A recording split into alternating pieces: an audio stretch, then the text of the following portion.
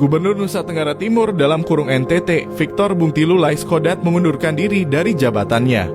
Wakil Gubernur NTT Joseph Naisoi menyampaikan permohonan pengunduran diri Victor Bungtilu Laiskodat telah disampaikan kepada Presiden Joko Widodo dalam kurung Jokowi.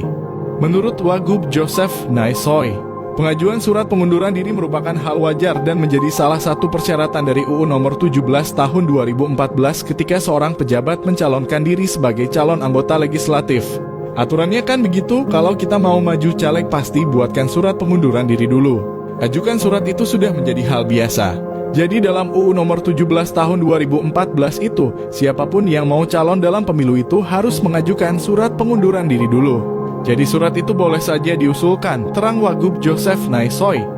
Tetapi sesuai dengan keputusan Mahkamah Konstitusi bahwa pengunduran diri yang sesungguhnya baru bisa dilakukan pada saat pencermatan nanti pada bulan September 2023, tambahnya.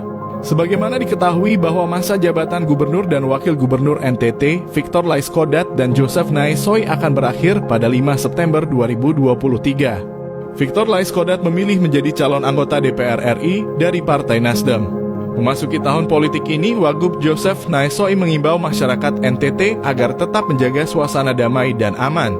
Mari kita sama-sama menjaga. Siapapun yang menjadi pemimpin, dia adalah pelayanan masyarakat. Kita tidak boleh pecah belah satu sama lain. Beda pilihan boleh, tetapi jangan memisahkan satu sama lain. Siapapun pilihan kita menjadi pemimpin, dia adalah pelayan. Jadi kita harus menghormati pilihan semua orang, imbuh Wagub Joseph Naisoi.